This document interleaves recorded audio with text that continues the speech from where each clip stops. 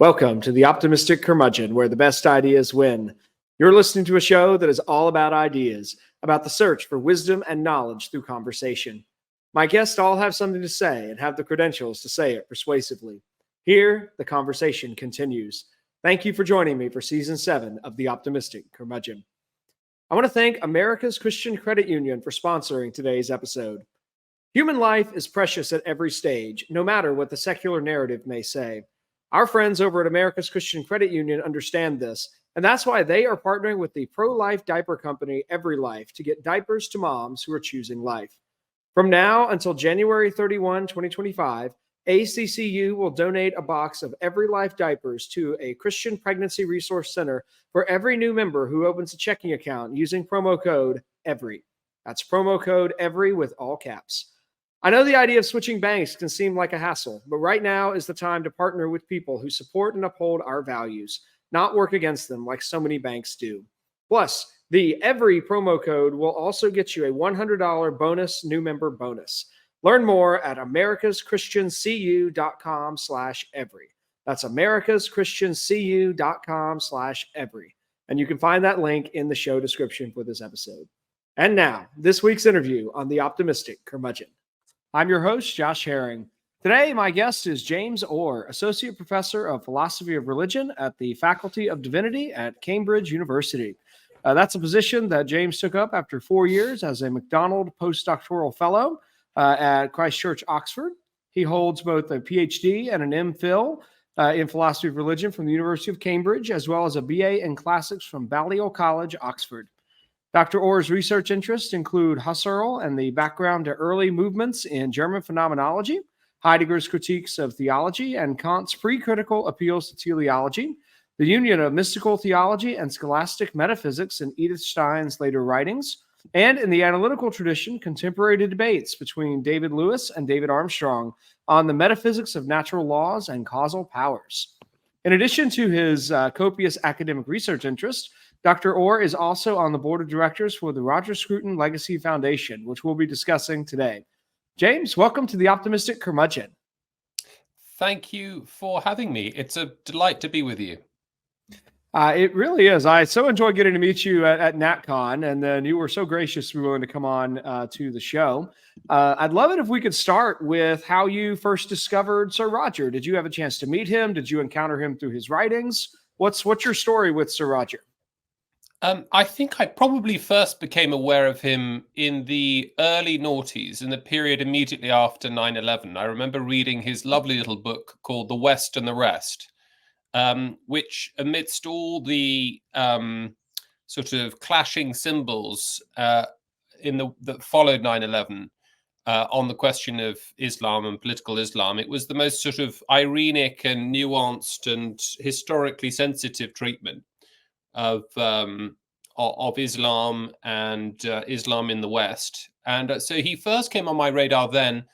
And then I suppose I must have first met him round about 2010 when he came here to Cambridge to deliver the Stanton Lectures, a very prestigious series of lectures in the philosophy of religion. And those lectures emerged as in published form as The Face of God. Which came out, I think, around about 2012, 2013, a lovely book. He produced a pair of books on the philosophy of religion, and that was one of them, the other being his Gifford Lectures, which was published as The Soul of the World. So I first got to know him properly after those lectures in conversation, and he was very gracious and patient with me as a sort of young, ignorant scholar, but aspiring to be a philosopher, as I then was. And then we got to know each other a little bit better in the years that followed. And I think I hosted an event for him in 2013 here in Cambridge, and then another one in Oxford, I think round about 2015. And then after that, I think I got to see him quite regularly. And then finally, shortly before he was taken ill, I think this must have been November 2018, I organized a big symposium on him, and he was gracious enough to come. And it was a sort of half a day symposium at Oxford at Christ Church. where I invited a number of different graduate students to choose their favorite passage from his work and introduce that passage. And I compiled it into a little all the readings into a little curriculum. And we just sat around for about 4 hours, and each student would present the piece of work to the group. And Roger, of course, was there in the seat of honor. And I think it really touched him, actually. And we just had a wonderful discussion. I think it was just such a privilege for us all, but particularly the students who got the opportunity to not just to thank him, but to explain why the particular passage had touched their lives or influenced their thinking in some way. But I remember a magnificent dinner after that colloquium. And then I saw him again a few times in early 2019. There was a conference here in Cambridge in around about March 2019, and he was taken ill very shortly thereafter. I think he went to Brazil in April of that year or May, and then the first diagnosis came that summer. And then I saw him, the last time I saw him was at the Hungarian embassy in December 2019, where the Hungarian Prime Minister bestowed a very prestigious award on him in recognition of all the work that he'd done behind the Iron Curtain at quite significant personal risk to himself and even greater risk to those who attended his underground universities in Hungary. And then we were corresponding just a few days before he died. I had offered to help assist with the philosophy teaching at Scrutopia, his summer philosophy school program, and I was due to meet him. In fact, the day he died, I think it was the day he died, or maybe it was the day after he died, in London, to talk about how I could step in and take on some of the teaching to help him in his illness. He was not expecting to he wasn't really, in those final days, he wasn't expecting to die. He caught a cold, which effectively precipitated his death. But things were looking quite promising at that point. So it was all a great shock to us. So yes, I mean, I wouldn't say I was never formally taught by him. It was a great privilege to know him relatively well in the last decade or so of his life. And he's been was a wonderful mentor, wonderful guide, very generous to me when there was no need for him to be, really, because he was never formally connected to any university, certainly no university that I was a part of. But he was always remarkably gracious to people within the institutions, even though the institutions themselves didn't treat him with anything like the honor or respect that he deserved. So that is just a beautiful tribute to Sir Roger. I've had the chance to interview a former student of his, Daniel Pitt, and then a current scholar who's written about Sir Roger's work, Ferenc Horcher. And I don't know that I've interviewed somebody whose primary connection was almost rose to the level of friendship. Would you say that the two of you were friends by the time he passed? Yes, I think towards the end, I would be proud to call him to be called a friend of his. And I think, yes, I mean, it was, my goodness, he was, I always looked, even he was something of a hero to me. So it was sort of odd. I probably wouldn't have thought of it as a friendship at the time, but I think by the end, I would describe it in those terms. Well, there certainly is I'm thinking of two different texts with C.S. Lewis talks in The Four Loves about friendship being a response of the soul, where two people realize that they love something in common. And there's sort of oh, you love this too, which there certainly was, as I heard that as you were describing it. But then there's, I recently taught a section of Cicero's On Duties, where he talks about friendship being one of the great goods that civilization permits. And I just think there's something kind of beautiful when mentors become friends, and there's sort of that transition that you can never plan for and you can never demand or expect. Doing that would sort of ruin the relationship, but it sort of seems to happen over time, and that certainly seems like that occurred over the decade that you were describing. That's a beautiful thing. I love that you mentioned the soul of the world and the face of God. Those were two collections of essays I read when I was in grad school, and I found both of them absolutely fascinating. I had not encountered nearly enough writing about architecture, and that Sir Roger's work on architecture in, I don't remember if it's, I think it's the face of God, where he talks about the architectural design of the temple and how faceless that makes our modern architecture. It still remains some of the most beautiful writing I've encountered about architecture, and it at least gives me a slightly more sophisticated way to explain why I don't like big cities. Yes, I mean, of course, he wrote some of his best academic work was on aesthetics, and in particular, his famous, well, it's not quite as famous as it ought to be, really, the aesthetics of architecture, and which was, my gosh, that must have been sort of early 80s. You know, in many ways, his writings about architecture need to be sort of filtered through that, and it's not an easy read, but very, very important. And he always, you know, what was thrilling towards the end of his life was that the government, the Tory, the Conservative Party, were then in government, at last recognised his importance as a thinker on architecture and appointed him to a commission called Building Beautiful, Building Better, Building Beautiful, which a commission which was designed to try to inject beauty into the planning system and in public works and works of public significance. And he's always used to distinguish architecture. He said, you know, it's fine to sort of disagree about musical tastes, or maybe tastes in painting or tastes in food. But the thing about architecture is that there is, as it were, a public obligation on or a need, a moral obligation for there to be, this is kind of a civic duty that geared towards reaching a consensus on the aesthetics of architecture. Because look, if you don't like a particular food, you don't eat it. If you don't like a particular book or a particular composer, don't read it, don't listen to the composer. But architecture is public. There, we have to live in buildings, we have to work in buildings, we have to walk past them every day on our way to work or in the park. And so, you know, it is a matter for public discussion and the public weal and public deliberation, not, as he recognized, and is surely the case, something to be decided by a very, very narrow elite within the Guild of Architects, an elite that was really, you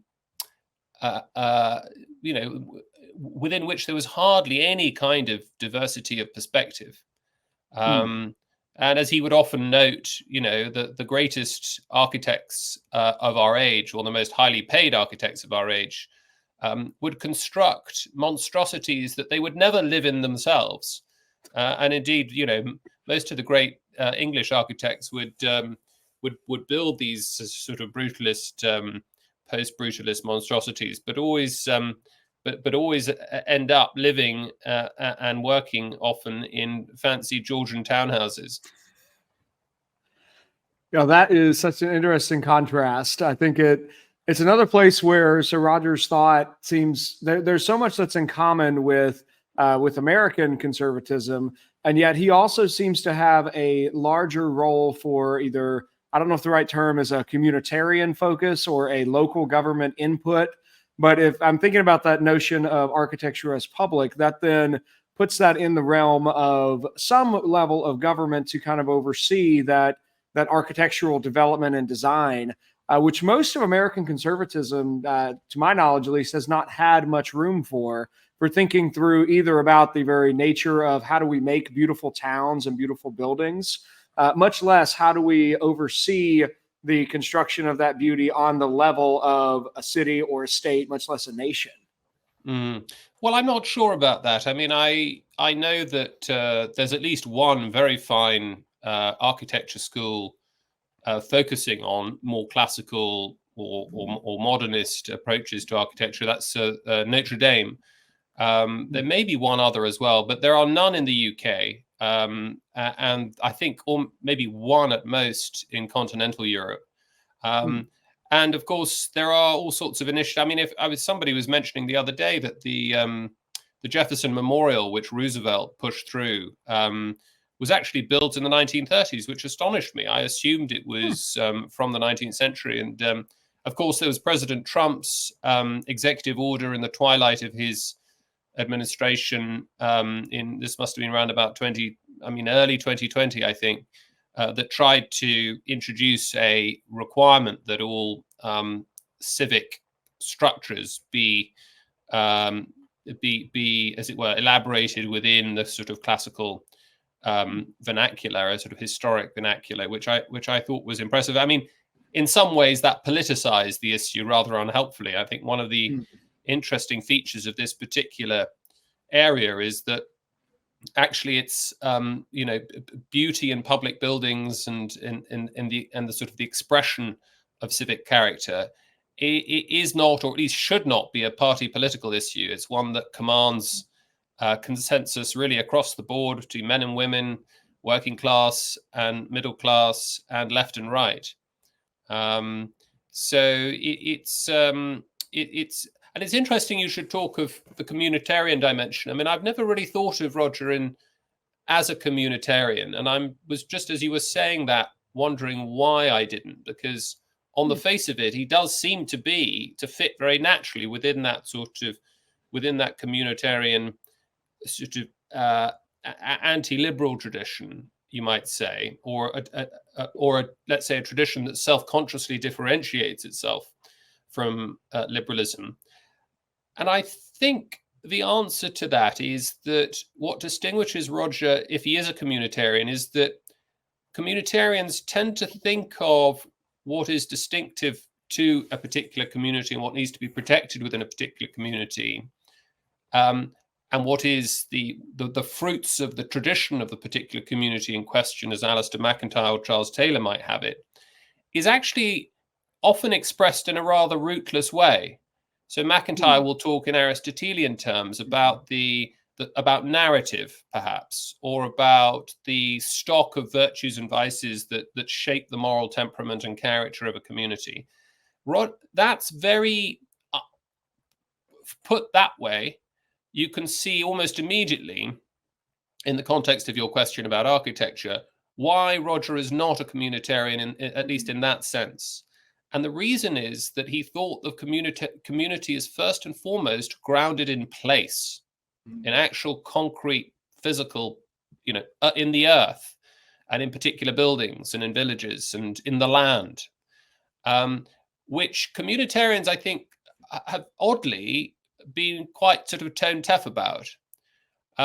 So Roger wouldn't invoke first and foremost moral traditions or virtues and vices or narratives, particularly in the Aristotelian MacIntyrean sense. He'd talk about place and belonging, and architecture was absolutely seminal to that. And I think that's why you see, after his sort of academic career and formally ended in the late 1980s, he starts to move into themes, applied questions in ethics that have a communitarian resonance. News from Somewhere, or On Hunting, or I Drink, Therefore I Am, his wonderful book on wine.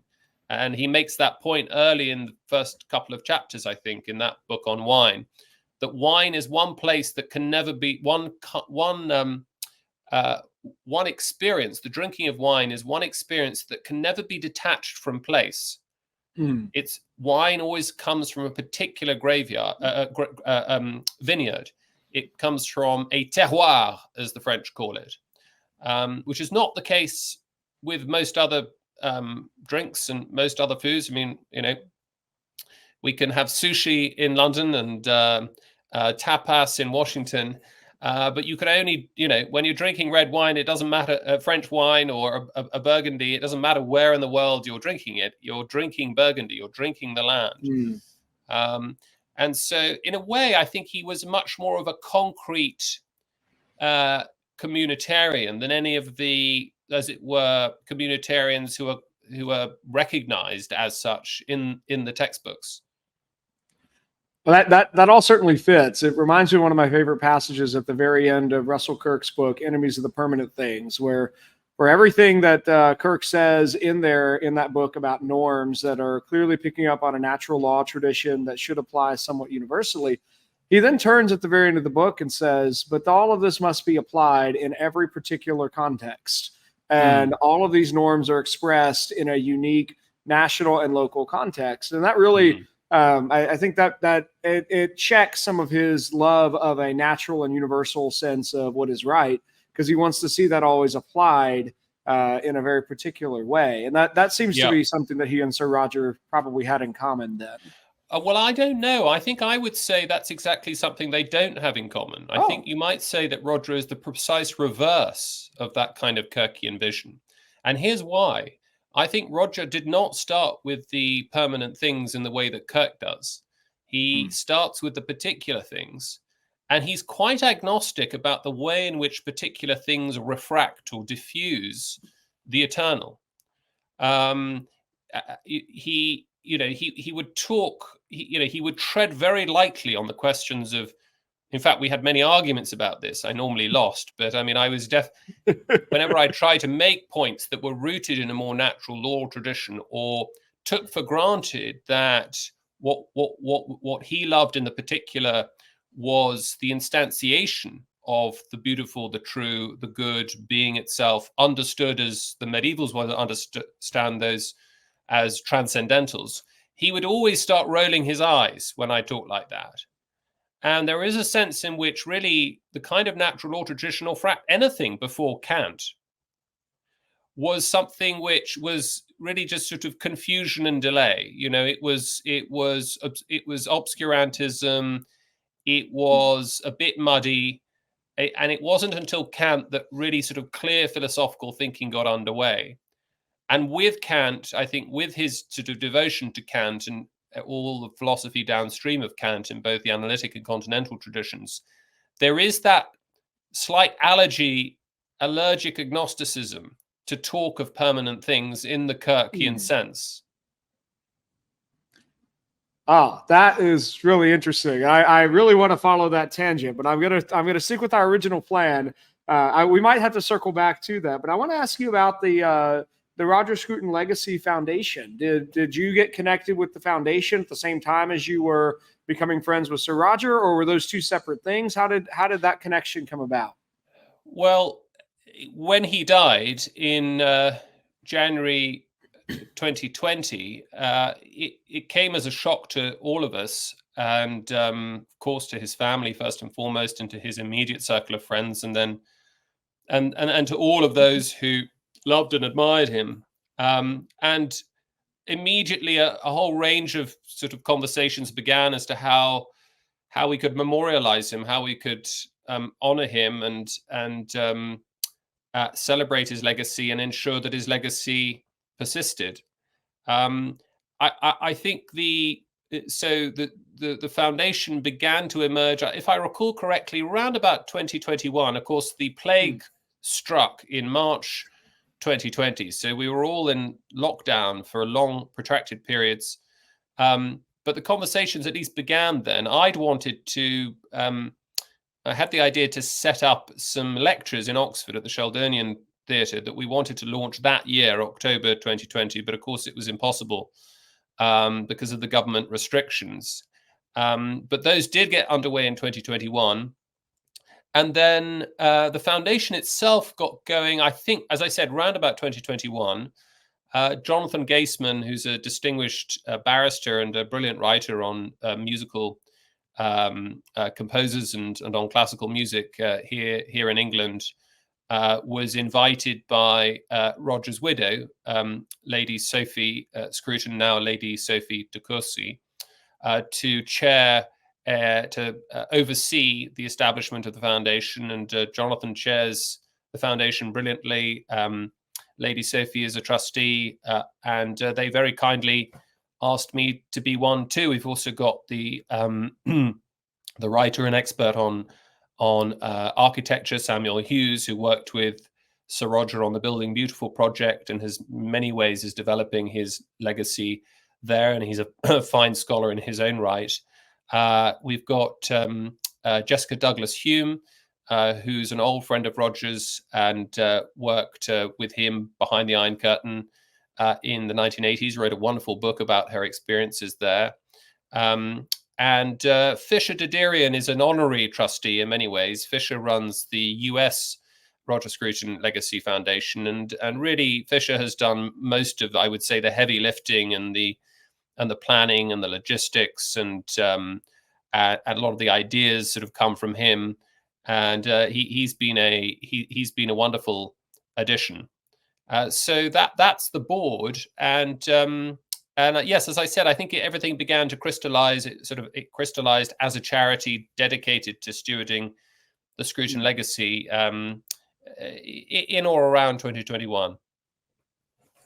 I did not realize that the Scruton Foundation was so young as an organization. I mean, I think in my head that it predated Sir Roger's passing, but that's remarkable, because you guys have done multiple conferences, lecture series, and the projects on your website look like they're all ongoing. There seems to be a lot happening with the Scruton Foundation. Yes, we have managed to do an awful lot, and it's a wonderful organization. We've managed to do a great deal. I think partly it's thanks to Fisher, it's thanks to the other trustees, but I think it's also thanks really to Roger's legacy. And there are certain, I think, unique features to his thought and to the sort of cultural memory of Roger that have enabled us to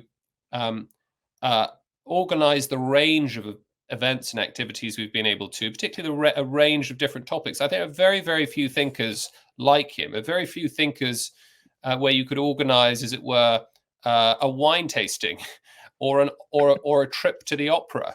Or a talk about theology, or a visit to a range of different buildings, and yet or go hunting, or visit a church. Now, all of these are things that Roger wrote about, not just sort of tangentially, but entire books about, and was often the established authority in those areas, or one of the established authorities. And I think that's been very, very special. It means, something like a Scruton Society, a student society, which has been going here in Cambridge for a couple of years now, can offer a very wide range of events, and or a summer program. One year we can be focusing on beauty and architecture. Another year we could be focusing on religion. Another year we could be focusing on hunting, wine, nationhood, questions to do with family. I think another feature of his legacy is that he was, as I referred to earlier, sort of a prophet without honor in his own land. And that was particularly true of his difficult relationship with the Conservative Party. And I think because the Conservative Party treated him so appallingly at various junctures, but particularly towards the end of his life,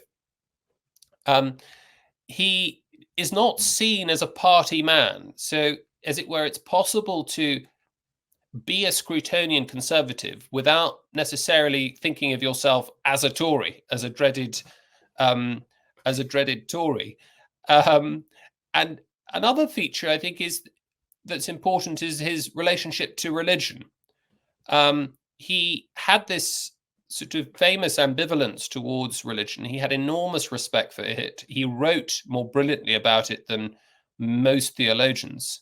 But again, I think somebody who is drawn to conservative themes and has a broadly conservative outlook on the world, but is a bit allergic to religion or doesn't really get it, and probably wouldn't really darken the door of a church, or would do so, as a bystander, still feels a sort of a kindred spirit in somebody like Roger. Does feel that it's possible to be a conservative of the Scrutonian variety without needing to sign up to what I think Roger's thought of very often as the mumbo jumbo of, say, Catholic dogmatic theology.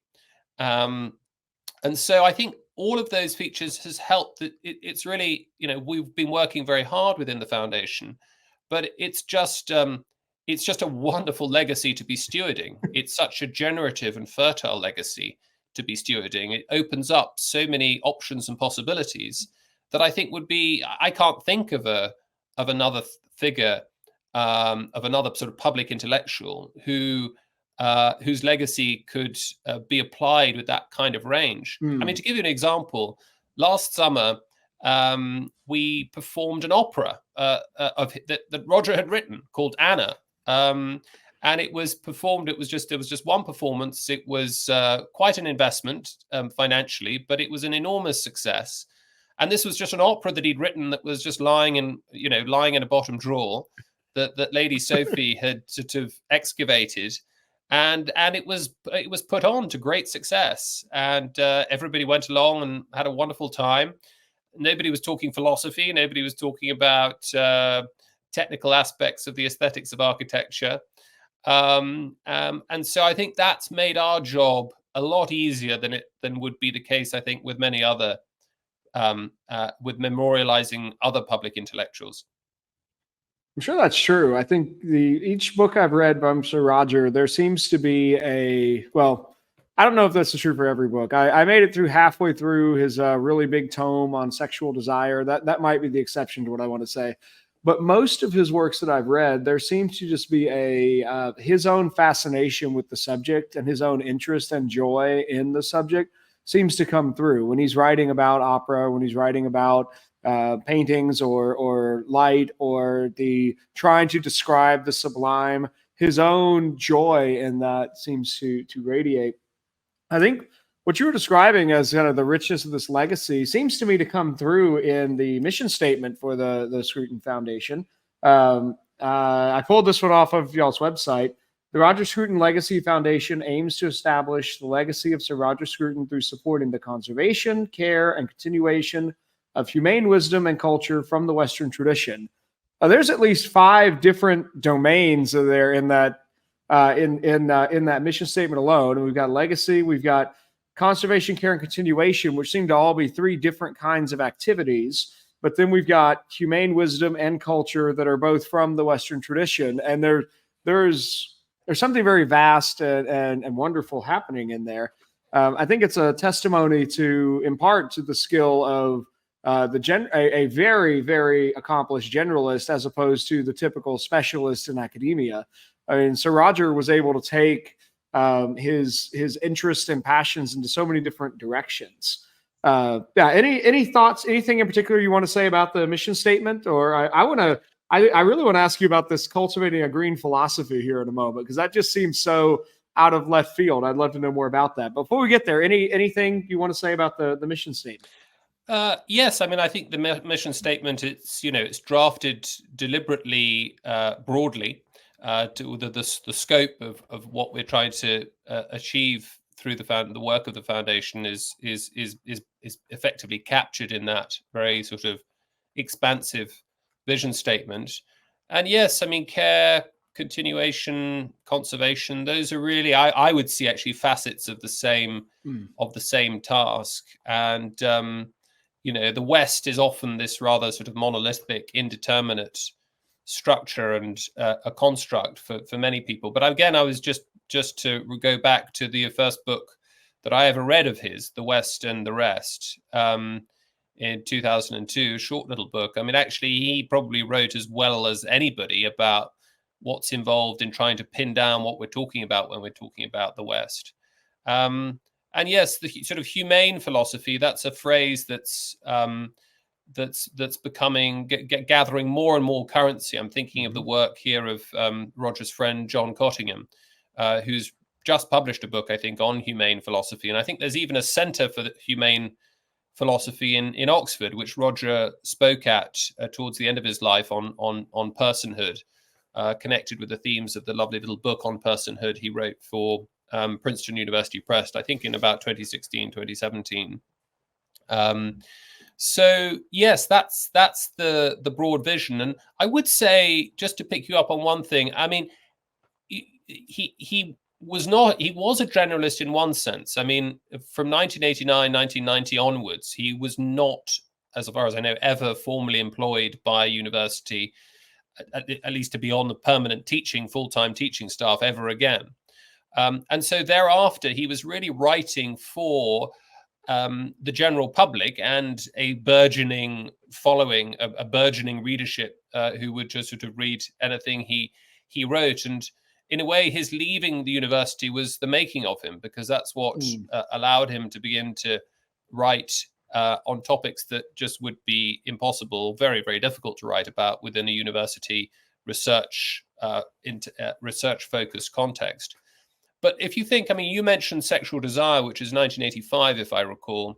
I mean, that, it's impossible to read a book like that or make your way halfway through a book like that and tell yourself this is a work for the non-specialist. As you were saying, you were finding it rather difficult to get through it yourself. And if you look, he's very much he's a very well-trained Kantian philosopher in that tradition, and he's taking that to whichever angle whatever thing he's studying, he's always still bringing that training to bear. I mean, the same Kantian analysis shows up in his short book on beauty. I mean, he's applying that. There's that specialness, there's academic specialty that's taken in so many different directions.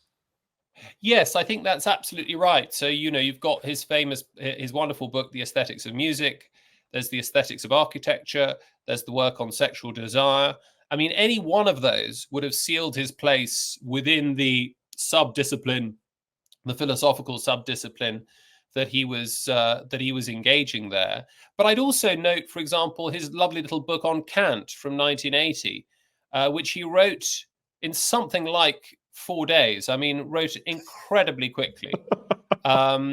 And yet it's still the book that I give, or one of the 2 or 3 books that I give to undergraduates here in Cambridge who are just starting out with Kant. It's nearly 44 years old now. But it's still, I think, probably the best compressed introduction to the thought of that rebarbatively difficult philosopher. And so that just shows, not a formally an academic work, but that really demonstrates his pedagogical power and his ability to sort of distill and synthesize extremely difficult concepts for an undergraduate level audience. The same is true of his wonderful book, Modern Philosophy, which is really a textbook based on the lectures he gave at Boston College in the 1990s, or his short history of modern philosophy from Descartes to Wittgenstein. That is also, as I remember embarrassing him in an introduction by saying better than Bertrand Russell's, because it was opinionated, but it was opinionated in a much more illuminating way than Russell's history of philosophy. And of course, it was briefer because of the Descartes to Wittgenstein structure. But it's still, Russell's history is very dated now. Nobody would really read it. I certainly wouldn't want to see an undergraduate reading it or citing it. But I would want them to be reading and engaging those 2 textbooks of Roger. And as I said, I would expect them to start with his little book on Kant if they were working on Kant. So he was a specialist he had the sort of research dimension of a university scholar, but he also had the teaching power, the pedagogical gifts. And it's very rare to have those 2 in combination in an academic. And it's even rarer to have on top of that an academic who's able to write for the general public as he did so brilliantly in the last 30 years of his life. Wow. That's amazing. If I was trying to come up with someone else who might combine all of those skills, the only other person that comes to my mind is C.S. Lewis. I mean, he may have had something parallel in terms of a public-facing side, but while also maintaining an academic side. And he too, at least to some degree, had a pretty antagonistic relationship with his original university until Cambridge gave him a new home. Yes, as I was looking, that's fair. I think. I mean, I would say that Lewis did not have the range of Roger. I mean, Lewis had. I think his style was, almost, unparalleled. But really, if you think about it, he ranged widely, but within the field of either in the popular mode, effectively Christian apologetics and, as it were, popular theology. And I don't mean that in any disparaging sense. I mean, some of the most penetrating theology written in the 20th century, and including the great Catholic and Protestant, the Catholic magisterial theologians and the great systematicians. But that was really the extent of his the scope of his popular writing. And then as a scholar, really, Lewis was a literary scholar. He never wrote self-consciously professional theology. He was confined, he was a very brilliant scholar of English literature from 12th, 13th century to roughly the 16th century, but not really beyond that. So again, I don't want to disparage Lewis in any way, but Roger's range as an academic was probably broader as well. Oh, I think that's fair. The most interesting project I saw on the Scruton website was entitled Rooted, Cultivating a Green Philosophy. And I wanted to ask you about this one particularly because I don't know if this is the case in the UK, but in the United States, the left has owned the ecology, the environmentalism, even the pollution arguments. I mean, President Trump is currently attempting to, his answer to every global warming question is, I'm going to clean up the air and I'm going to tackle pollution. And even that is him trying to kind of reclaim an area that the left has owned for multiple decades. So I'd love for you to tell us about what did Scruton think about a green philosophy? Where did that fit into kind of his strand of conservatism? Well, I mean, I was struck in the vice presidential debate the other day by J.D. Vance's response to a fairly loaded question on climate change. And he noted that, even if we accept the orthodox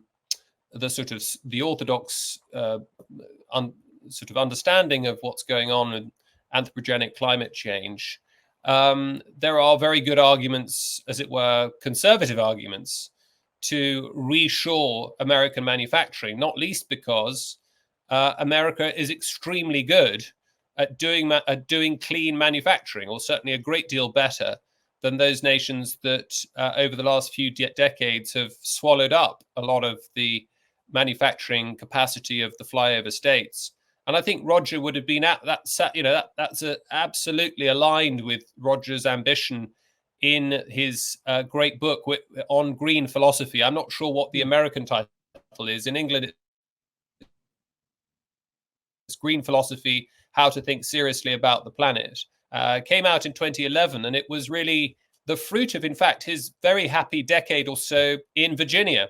He moved to Virginia in about 2002, I think, and bought a beautiful Jefferson-era home and sort of was lovingly restored it and loved living there, and spent some time in Washington, I think, at the Heritage Foundation, maybe a couple of other think tanks. And really the main work that came out of those years was his book on green philosophy. So it's a book that in many ways is sort of rooted in America. Yes, I mean, I suppose the line that, it's a very long book. It's probably one of his least read books, but a book I think he was very proud of. And I think the central message of it is that, look, when it comes to conservationism, conservatives, it's in the name. The instinct is to conserve. The instinct is to resist the baleful consequences of our technophile age and of allowing, as it were, allowing the markets or an overweening government to destroy our natural home. And Roger was a philosopher of home, not just the built environment, as we've discussed, but also the environment, the land in which we find ourselves, from which the law itself arose, as he liked to often say, in that wonderful phrase, that the law of the land. So that focus on stewardship, the ethical duty to care for the environment, a profound skepticism of what happens when bureaucracies like the EPA or the Department for Climate Change here in the UK start intervening. That is the great problem of large-scale government interventions. and particularly international agreements, start detaching thinking about our instincts for conservation from the particular realities in which we find ourselves that make up the home that is ours and not anybody else's. And so I think the book advances a very persuasive skepticism about globalizing the project of caring for our own, for caring for the land. He always thought, as he did with almost everything else, that the best solutions on ecology and environment were from the bottom up, just as he thought the law was best decided from the bottom up. And that really comes across well in his book. He was probably a bit, although he was generally quite, skeptical of the Reagan Thatcherite right, he wasn't unsympathetic, but he was always that in a way that might be surprising to many who don't understand the nuances of within the conservative family. He was certainly pretty skeptical of the markets and of the sort of unbridled free market libertarianism. He did have much more sympathy for market-based solutions to environmental issues. I think he would put more trust in that approach than top-down government or intergovernmental solutions. What else is there to say about that book? I suppose there's some wonderful passages critiquing the kind of extremist environmental activism that he described very well in the noughties, but it proved. Little did he know how prescient he would be when we're now being scolded at every turn by, pale-faced mystics, like in the medieval period, proclaiming the end of the world in just a few years' time, and proclaiming extinction and immediate apocalypse in that slightly ridiculous way that is. That characterizes the more extreme elements in that movement: Extinction Rebellion, Just Stop Oil, and so on and so forth. And so I think that was a good reminder that you can care about the environment, maybe and conservation. In fact, the best way you could care about it was not to get was not to sort of to treat nature as a mother, but rather as an unruly sibling.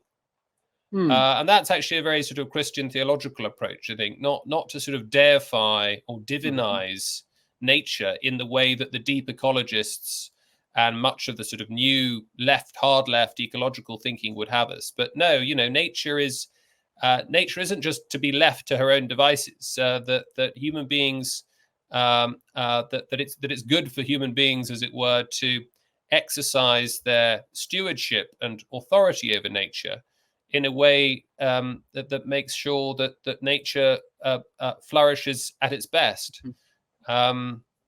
Flourishes best. So it's a very important book. As I said, I think it was probably a bit too long. I think if it were, most of his books are not too long, actually. I think because he had good editors, good publishers.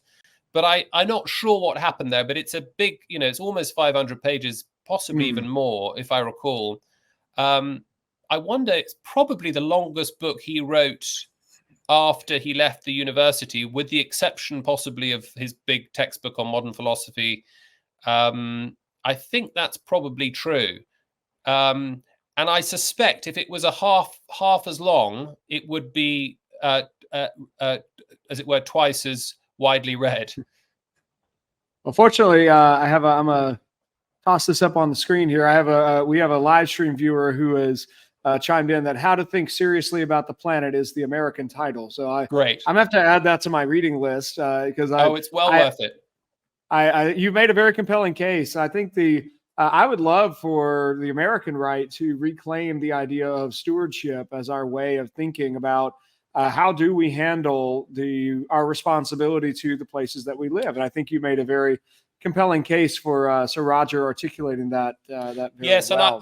It might be worth pointing out that with the recent Supreme Court decision overturning CHEVRON and CHEVRON deference, it does look as if the EPA is going to have much less discretion as it were, so good. delegated discretion and authority from Congress than was the case before. Now, a lot will depend, of course, on the outcome of the election in November.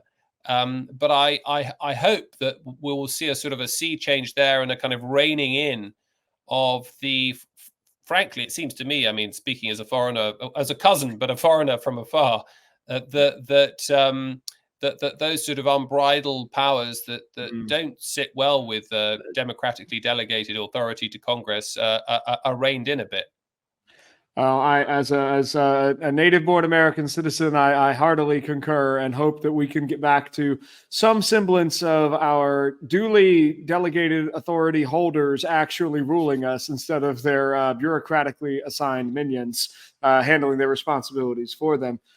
James, I think I'm down to really 2 questions, and then our live stream audience has sent in at least 1 question already. And if anybody else wants to send in a question, we'll tag those at the end of the episode. I did want to ask you about one other program of the Scruton Foundation, and that is the Scruton Prize. I thought that was fascinating, and particularly that so far, if I've tracked this correctly on the website, the first and so far only Scruton Prize that's been given went to Dr. Jordan Peterson. So talk to us for a moment about the resonance between the work and legacy of Sir Roger and the ongoing projects of Dr. Peterson. How did those two come together in the mind of the Scruton Foundation? To be honest, I'm not exactly sure. The Scruton Prize was not, in fact, something that originated with the foundation. I think I mentioned that after Roger died, a whole series of conversations began among those who admired him and respected him, many of which were of course in the United States, and many friends and fans of the United States who wanted to continue his legacy. And so I think the idea for that came from the leadership within the Common Sense Society. And I think the Common Sense Society raised the money and for the award, and I think made the decision to award it to Jordan Peterson. And in fact, I was with Jordan when I received the email from the Common Sense Society saying, could I pass it on? Could I pass the news on? So I had the pleasure of actually reading out to Jordan the email saying that he had been awarded this prize. And he was very immensely flattered and honored by it. And I think it was awarded to him at a gala dinner organized by the Common Sense Society in Florida. I can't remember when this was, probably early 2022, around about January 2022. And so that hasn't been part of our remit as the foundation. But I think the Common Sense Society has paused awarding the second Scruton Prize. And I think that might be something that we fold into our work within the foundation. But I think that's still to be decided. Fantastic. Well, I appreciate a little bit of a peek behind the curtain. We never quite know how these things go. Yes, I mean, I should say that, Jordan is not the most obviously Scrutonian figure in his outlook, but he admired Roger immensely. And indeed, I had the honor of attending a dialogue between Jordan and Roger here in Cambridge in November 2018, I think it was. It was filmed. It's on YouTube. I think it's had an awful lot of views.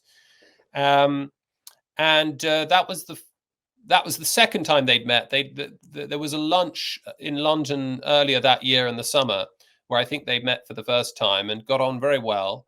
And then they had this wonderful dialogue, which you can watch online on November the 2nd or 3rd, 2018.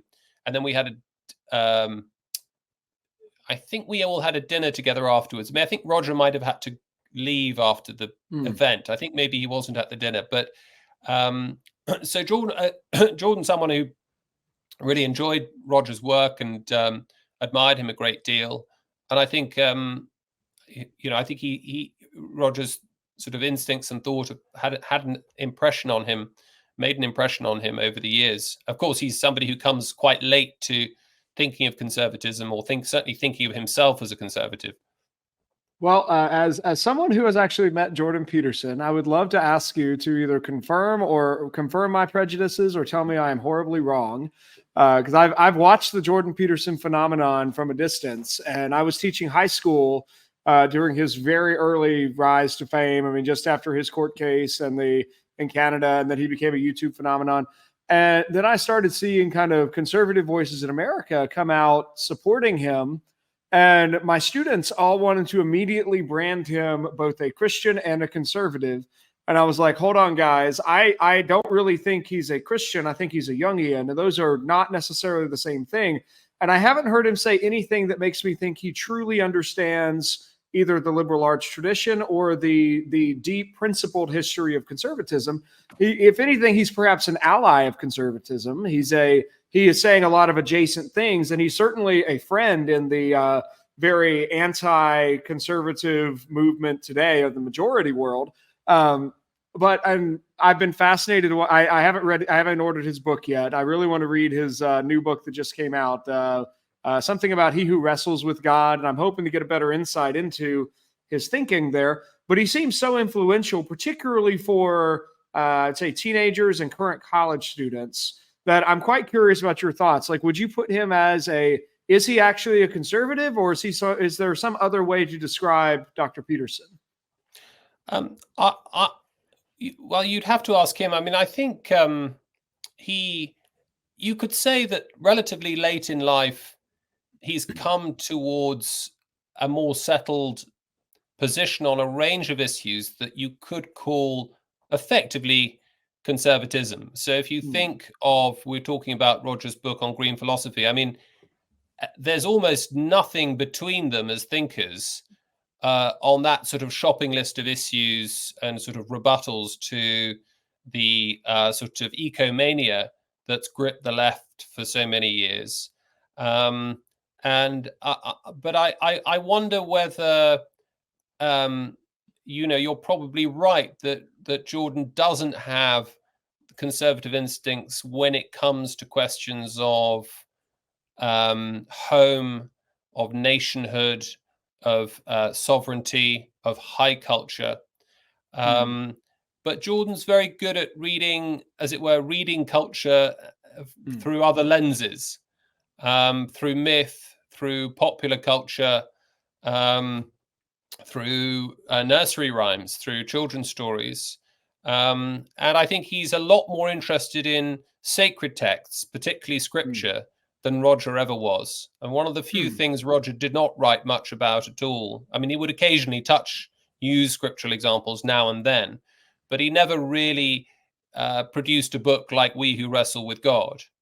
He would never have thought of organizing, a 40-hour seminar on the book of Exodus, which I had the privilege of taking part in last year, or a 20-hour seminar on the Gospels. Now, does that make him more conservative, less conservative? I don't know. I mean, but in many ways, Jordan would probably chime with the more religiously minded conservatives, at least in their fascination with the transcendent and their commitment to the idea that that the world has a created face, you might say. Probably a bit more so than Roger, who was sort of open to the idea, understood it, but was a little bit more wry and Kantian and skeptical when it came to those issues. Wonderful. Thank you so much for humoring a random question thrown in at the end. Let me ask you two questions from our audience, and then we're going to need to wrap up our conversation today. The first comes from a friend of mine, Brian Owens. He wants to go back to our earlier discussion about architecture, asking functional aspects of aesthetics must be considered in design. Does function then contribute to the definition of beauty? Well, thank you for the question, Bryant. And I should preface my answer by saying that I'm not a specialist in aesthetics at all. I mean, I take a layman's interest in it.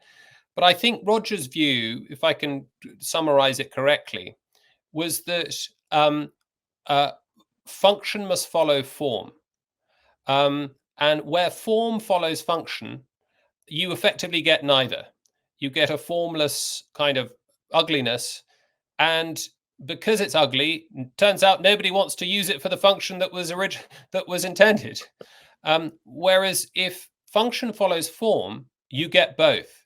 You get something that's beautiful, and the function persists. In fact, you might say that all kinds of different functions then arise. So if you think of the ways in which abandoned or churches in London and Oxford are no longer used as churches, but have been repurposed into town halls, into trendy bars. I mean, to my regret, but to cafes and so on. Why is that? Why aren't they just knocked down? Well, they're not knocked down because they're beautiful.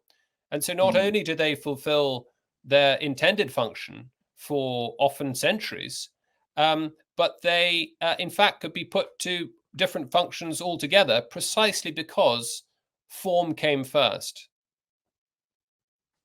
Marvelous. I'm not sure that if that's your question, because Brian, actually, your question was a bit more subtle than that, and it was namely, to what extent is function, to what extent should it feature in the aesthetic judgment of a building?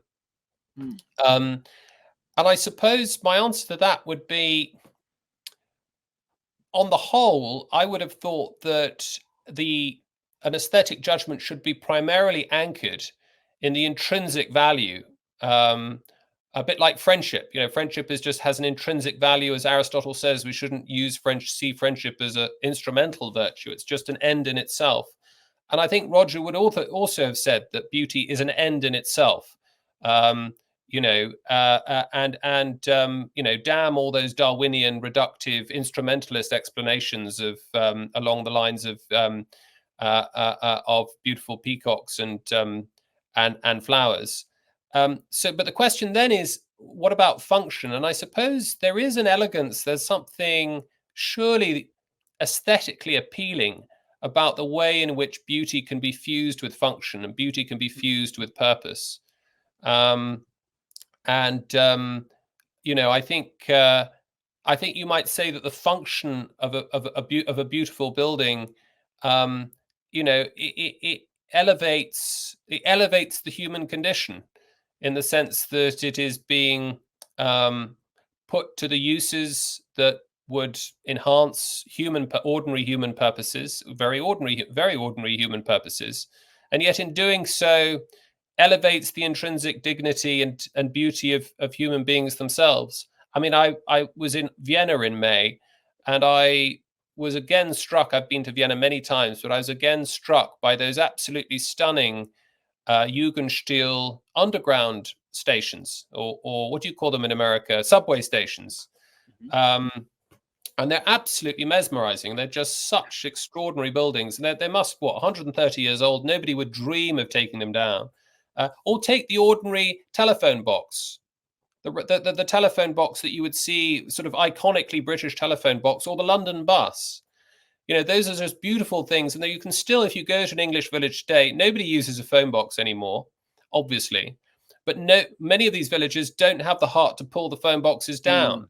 And there are some villages that are actually using the phone box as a local lending library. So you can just go and open up the phone box. There's no phone there anymore, but you can leave the books, just leave some books in there.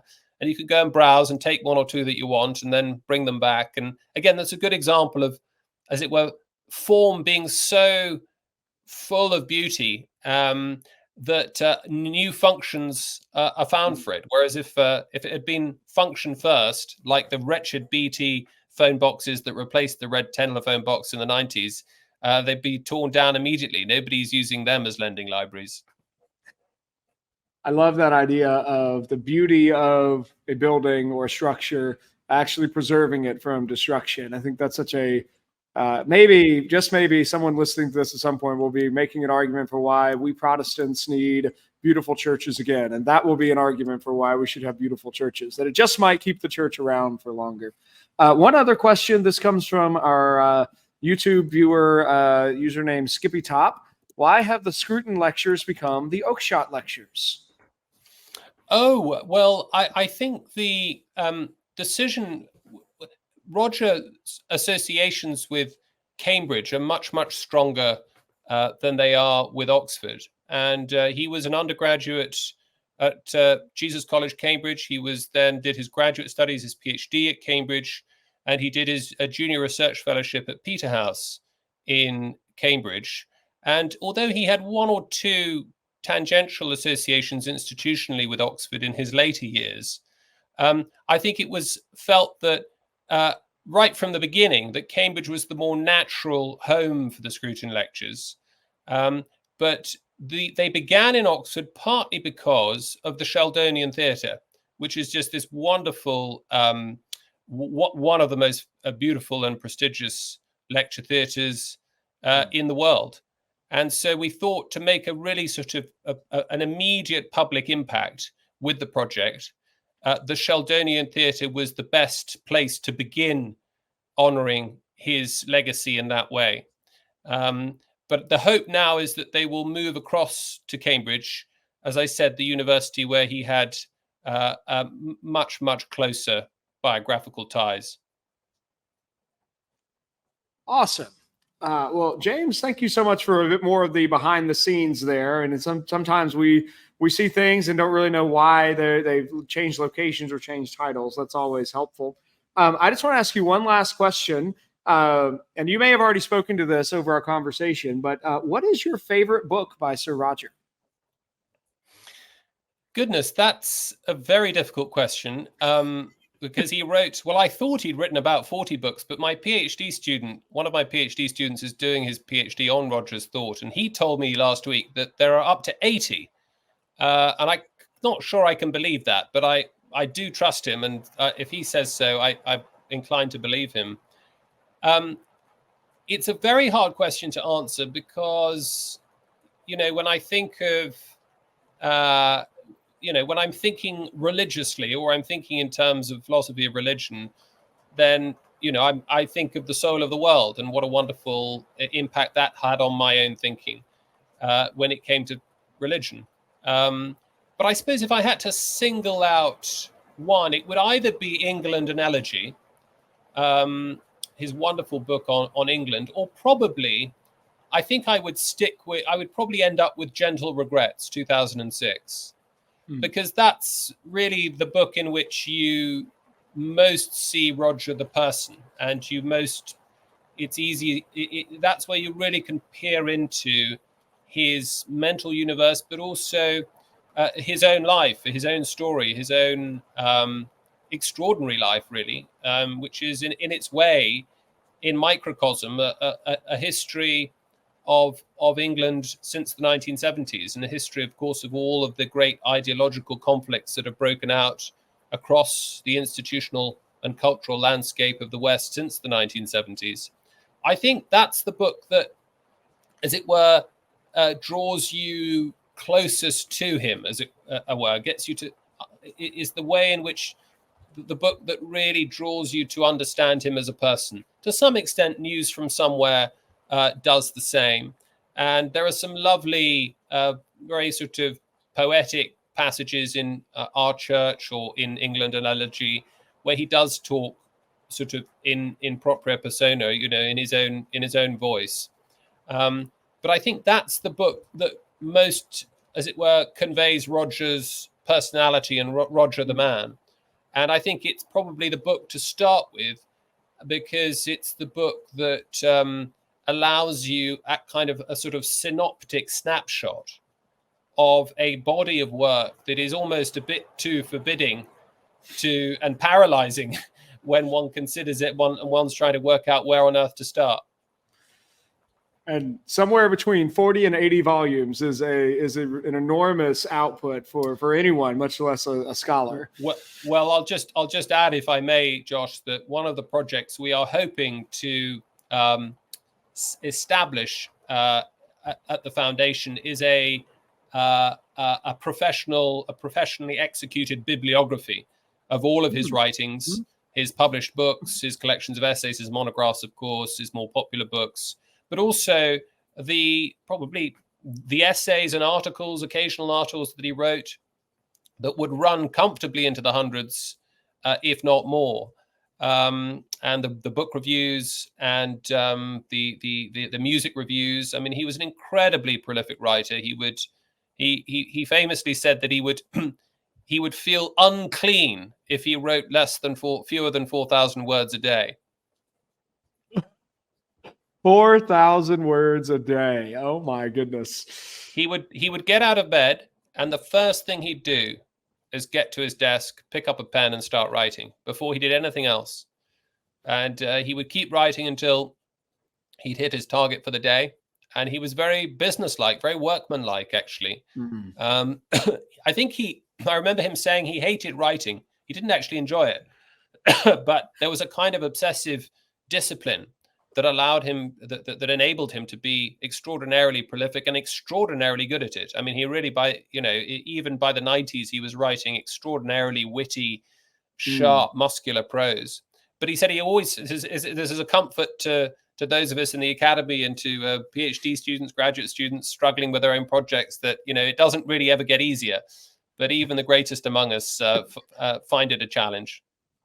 Now, did he continue writing by hand all the way through, or did he shift medium to typewriter or computer or anything else? I think towards the end, he was pretty adept at using his Mac. And I think he wrote towards the end, most of it he was typing. But I think he would write a lot by hand as well. In fact, one of my PhD students is working through various note cards and diaries from the 1970s. It had a sort of beautiful longhand, and we're not quite sure what's to be done with that. But I think there are probably a few posthumous publications for diligent young Scruton scholars that will be put together and edited and curated in the years ahead. Well, you hear that, audience? If you are looking for a dissertation topic, Dr. Orr has just handed you a great first beginning of a prospectus. James, how can people find and follow you online? Well, there's no need to follow me online, but if you are so inclined, I think my only online presence is I have an account on x.com, formerly known as Twitter, and my handle is at JTW ORR. JTW, my initials, and Orr is my surname. And I tweet I'd say more than occasionally. I'm not an obsessive tweeter, but you can find me there and interact with me there if you'd like, or simply write to me via my the email address available on my Cambridge website. Mm-hmm. Excellent. Well, thank you so much for joining us today. This has been a wonderful conversation, and we've had a record-breaking level of commentary happening underneath our live stream. So that's really exciting. We had some folks who actually started with us about an hour and 15 minutes ago, and they've stayed all the way through, which almost never happens. So thank you for being a wonderful guest today. This has been a fabulous conversation. Well, thank you to all your listeners and to all the commenters. I'm sorry if we didn't get to engage with all of them, and thank you especially to you, Josh, and all strength to you in the wonderful work that you're doing to promote and sustain Roger's legacy. We're trying. I'm glad you said that, because I made a note to myself to be sure to tag back if you've made it all the way through this episode and you want more optimistic curmudgeon episodes that are about Sir Roger. Let me direct you back to season 7, episode 1 with Dr. Mike Young. We started with talking about On Beauty, and it turns into a really fun conversation about aesthetics. Back in season 6, episode 1 is where I interviewed Ferenc Horcher about his recent biography on Sir Roger. And then if you go all the way back to season 5, episode 2, you can listen to my conversation with Daniel Pitts, who was one of Sir Roger's last graduate students. And by the time we get all the way through season 7, this episode will be the finale episode of season 7. So at some point, I'll need to put all these together into an optimistic curmudgeon Sir Roger Scruton playlist, and that'll be very exciting. Well, thank you, listeners and viewers, for joining us today here on the Optimistic Curmudgeon. My guest has been Dr. James Orr, theologian and philosopher at Cambridge University and trustee of the Roger Scruton Legacy Foundation. You've been listening to another episode of the Optimistic Curmudgeon. If you enjoyed this episode, be sure to hit the subscribe button and share it with your friends. Thank you to America's Christian Credit Union for sponsoring this episode. Listeners, if you want to let me know what you thought about the episode, or if you too want to sponsor an episode, please message me on Facebook, Twitter, or LinkedIn. Just search for the Optimistic Curmudgeon. I'm your host, Josh Herring. Until next time, seek the good, pursue the true, and love the beautiful.